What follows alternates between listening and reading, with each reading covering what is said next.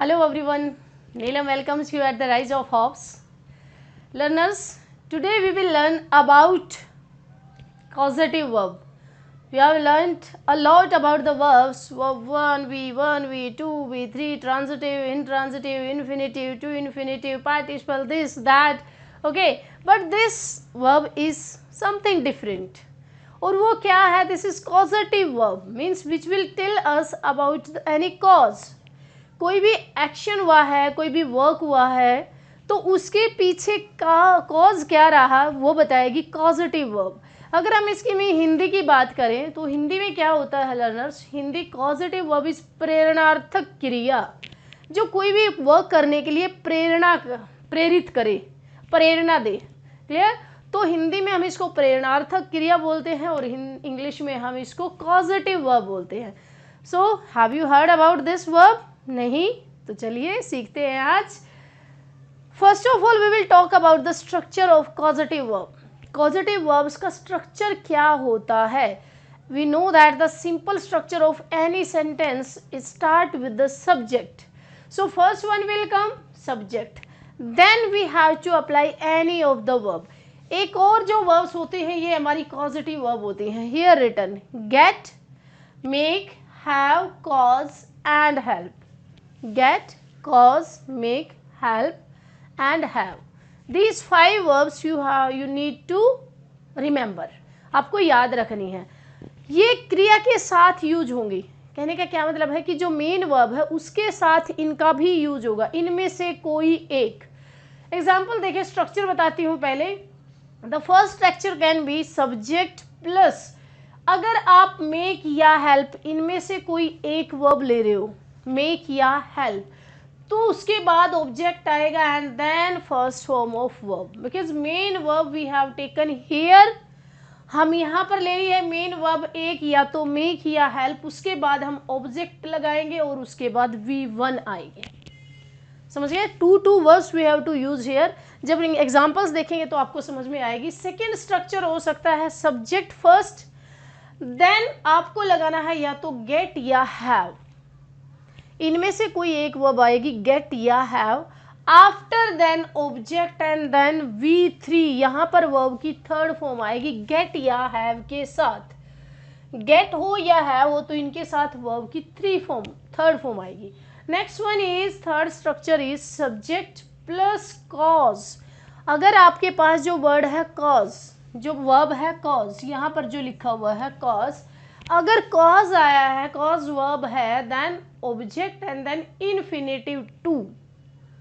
जो to infinitive होता है मीन्स फर्स्ट फॉर्म और to plus first form of verb and then V1. Simple. तो पहले स्ट्रक्चर यूज करना है फॉर द कॉजेटिव वर्ब. अब हम इनको समझेंगे. अगर समझने वाली बात क्या है लर्नर्स, की कॉजेटिव वर्ब्स वो होती हैं जिसमें सब्जेक्ट खुद काम ना करके किसी और से करवाता है. समझ में आई? मेन सब्जेक्ट निठल्ला हो जाता है. Subject is not doing work itself but it asks to any other to do the same work. Example से समझिए. हियर आर द 10 एग्जाम्पल्स कि कैसे कैसे यूज होता है स्ट्रक्चर और कैसे हम किसी से काम करवाते हैं. For your convenience I have written in Hindi also and in English also. First example, I have cut my hair once in a month. I have जब आप यूज कर रहे हो तो थर्ड फॉर्म आएगी, लेकिन थर्ड क्या है? Cut cut cut. तीनों ही कट होती हैं. तो हैव आपका यहाँ आ गया, यहाँ पर कट हो गया आपका CUT कट. ओके लर्नर्स, तो आप ये क्या कह रहे हैं कि I have cut my hair once in a month. मैं एक महीने में अपने बाल कटवाता हूँ. खुद तो नहीं काटते ना, यू आर द सब्जेक्ट. आप खुद नहीं काट रहे बाल, किससे कटवाते हो? बार्बर से कटवाते हो. तो this is causative verb because you are not doing that work yourself. Subject अक्सर अपना काम खुद करता है, लेकिन यहाँ सब्जेक्ट अपना काम नहीं करता. कॉजेटिव वर्ब में किसी और से करवाते हैं. समझ में आ गई? Next one, get this cheque cashed. इस चेक को भुनवा लो. भुनवा लो मीन्स कैश करवा लो. गेट दिस, अगर हम गेट यूज कर रहे हैं, ये देखो get this cheque cashed, third form आएगी. बिकॉज जहाँ गेट या हैव होगी तो वर्ब की थर्ड फॉर्म यूज करेंगे हम. तो यहाँ पर क्या किया? Get this cheque cashed. आप खुद चेक को कैश नहीं करवा रहे हो, you are asking someone to get that cheque cashed, आप किसी और को कह रहे हो कि इस चेक को कैश करवा लो। Third one, he can get this work done, again get, again third form of verb, he can get this work done, वह इस काम को करा सकता है किसी और से, खुद नहीं कर रहा है, किसी और से करवा रहा है। He can get this work done, किसी और से करवाना है तो क्या करेंगे हम, गेट दिस वर्क डन, और गेट और हैव के साथ थर्ड फॉर्म आएगी, जैसे डन, जैसे cast and the cut. Clear, ये स्ट्रक्चर हमने सेकेंड वाला यूज किया था। Fourth example is the teacher made the boy stand up on the bench. Made, make की थर्ड फॉर्म है learners, here is the make. The teacher made the boy stand up on the table, first form, here is the first form stand, ये आपकी first form है। तो आपने कैसे किया, this one made, made आपने make किया, शिक्षक ने बच्चे को बेंच पर खड़ा कर दिया, तो शिक्षक ने खुद उठाकर उसको बेंच पर खड़ा नहीं किया, he asked him to do the same, ऐसा करने के लिए उससे कहा गया और बच्चा बेंच पर खड़ा हो गया। तो शिक्षक ने खुद, सब्जेक्ट इज शिक्षक टीचर, और उन्होंने खुद काम नहीं किया, he asked to the student and he stand up on the bench.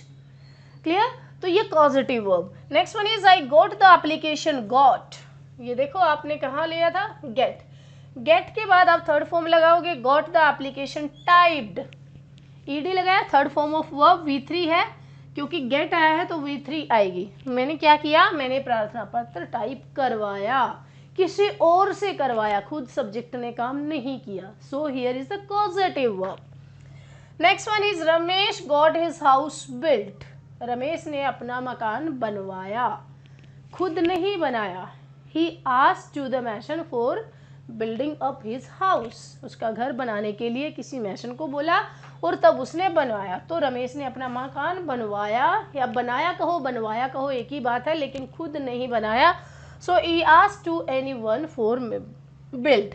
Got, get है तो हम V3 लगाएंगे, this one is V3 built, built की थर्ड फॉर्म होती है बिल्ट।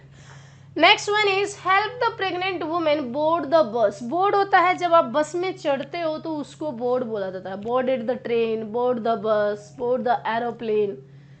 क्लियर, तो सवार होने को कहा जाता है बोर्ड। गर्भवती महिला को बस में चढ़ाओ, it means you have to help her, आप हेल्प कर रहे हैं, यहाँ पर हेल्प है, आप हेल्प कर रहे हो तो V1 लोगे, so help the pregnant woman board the bus and board is first form of verb, ये फर्स्ट फॉर्म है। तो ध्यान रखना है आपको कि अगर आप make या help यूज कर रहे हैं तो V1 आएगा, get या have verb यूज हो रही है तो V3 आएगी। क्लियर, तो गर्भवती महिला को बस में चढ़ाओ, उसकी थोड़ी सी हेल्प कीजिए। Next one is the teacher made Ravi Singh, teacher ने क्या किया, मेड रवि सिंह, टीचर ने रवि से गाना गवाया, खुद नहीं गाया, रवि को बोला उसने गाया। तो ये पॉजिटिव वर्ब टीचर मेड, जहाँ पर मेक की थर्ड फॉर्म है made, Ravi Singh first form, जहाँ मेक आएगी या हेल्प आएगा वहाँ पर V1 आएगी। Next one is the city man caused him to leave the city, caused to leave, ध्यान रखना learners, this one is the third structure. तीसरे स्ट्रक्चर की बात कर रहे हैं कि जहां पर कॉज होगा, subject then cause then object and infinitive 2 plus first form of verb. The city man caused him to leave the city, शहर वालों ने उसे शहर छुड़वा दिया, एक इंसान है उसको शहर वालों ने मजबूर कर दिया वो शहर छोड़ने के लिए, खुद नहीं छोड़ा, उन्होंने किसी और का शहर छुड़वा दिया, उसको मजबूर कर दिया, भेज दिया बाहर। So here is the caused and caused के बाद टू इन्फिनेटिव, हमने अभी बात की थी to infinitive, infinitive to, infinitive plus to, so here is the cause. Clear, तो काम खुद नहीं किया, किसी और से करवाया। The last one is I shall get this work done by my uncle, मैं अपने अंकल से ये काम करवा लूंगा, मैं खुद नहीं कर रहा हूँ, किससे करवा रहा हूँ, अपने अंकल से मैं करवा लूंगा। तो किसी और से काम करवाना, that is called causative verb I shall gate, और जहां पर हम गेट लेते हैं तो वहां पर वर्ब की थर्ड फॉर्म आती है and this is done, get done. I shall get this work done by my uncle. Shall is representing future कि आपने अभी करवाया नहीं है अंकल से, आप करवाओगे, फ्यूचर में करवाओगे. I shall gate this work done bye uncle. I hope learners की आज कॉजेटिव वर्ब के बारे में आपको अच्छे से पता चल गया है, तो बहुत सारे लाइक दे दीजिए and subscribe channel if you have not subscribe for upcoming videos. And if you feel that these are informative, then give your suggestion in the comment box. Thank you so much.